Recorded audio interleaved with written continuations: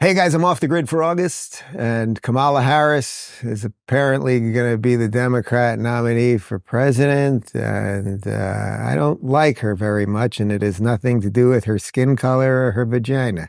Friedberg, what's your take on this reported by the Washington Post and I think confirmed by Politico move by Kamala Harris? Thank you for asking. Price fix. Thank you for asking. Do you have any feelings on it? Yes. Yeah. I unequivocally hate socialism. Socialism destroys innovation, destroys productivity, and destroys individual liberties. Agriculture and food markets have insanely competitive dynamics because there are commodity markets, there are tons of competitors. There is no monopoly in making food, there is no monopoly in making CPG products, there is no monopoly in retail, there is no monopoly in grocery stores. It is a small margin, highly competitive, highly fragmented, free market.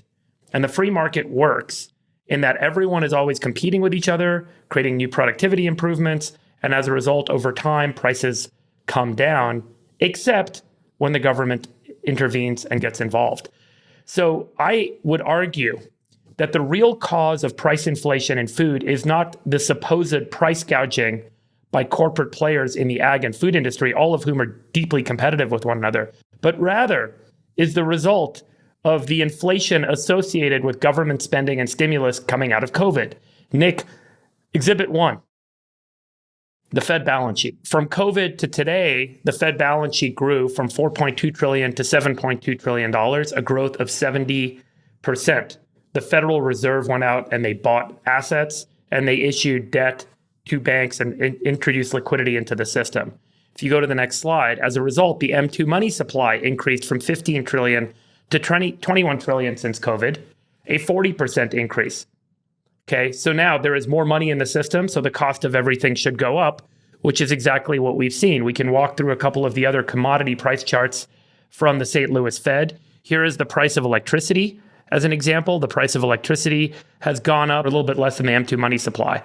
But the truth is, when you start to actually look at ag commodity prices over time, what's happened is there was certainly a boost coming from COVID, but the competition and the challenges in overproduction in the ag markets has started to hit and started to bring prices back down. So here's the price of strawberries. Strawberries today are selling for less than they were pre-COVID. Potatoes are now back to where they were pre-COVID. Now, let me give you some statistics on some of the supposed price gouging companies in the industry. Kraft Heinz stock pre-COVID was $29 a share. Today, Kraft Heinz stock is $34 a share. 2019 revenue of $25 billion, 2023 revenue of $26 billion. EBITDA in 2019 of $6.1 billion, EBITDA in 2023 of $6.3 billion. There's not a lot of profit gouging. In fact, Kraft Heinz has not been able to keep up with the inflation. Starbucks, which we just talked about, their stock was at $90 pre-COVID and today $93. 2019 revenue of $26 billion, operating income of $4.1 billion, 2023 revenue of $36 billion, but operating income only 5.9. Margins have come down in Starbucks. Nick, if you pull up the McKinsey chart, this is a study of the grocery industry, the state of grocery in North America, 2023 by McKinsey. Accelerating pressures on profitability to cope with the pandemic's upheaval, grocers have had to dramatically increase CapEx, increase supplies. As a result, they've seen a significant impact on margins. Here's the margin profile pre-pandemic and today. Gross margin has declined by 2 points from 47.6 to 45.6.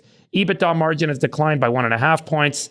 And now let's just go to the final chart, which is CPG companies, the companies that make food and sell it to consumers.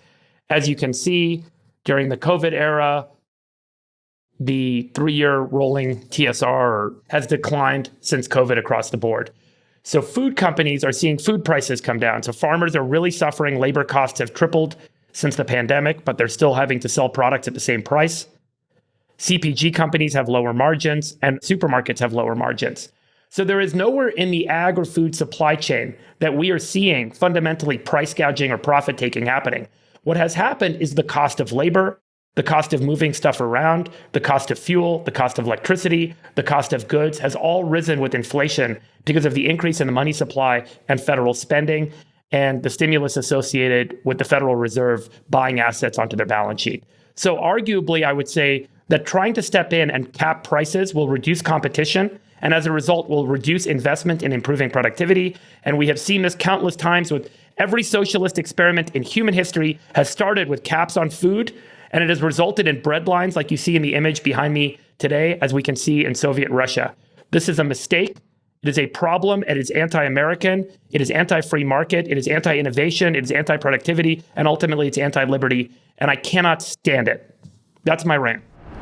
Are you a sleepy Joe who has zero cognitive performance? Scared of walking upstairs without being worried you're going to fall down? Do you struggle to muster the focus and brain power for the basic things in life, such as eating ice cream or riding a bike?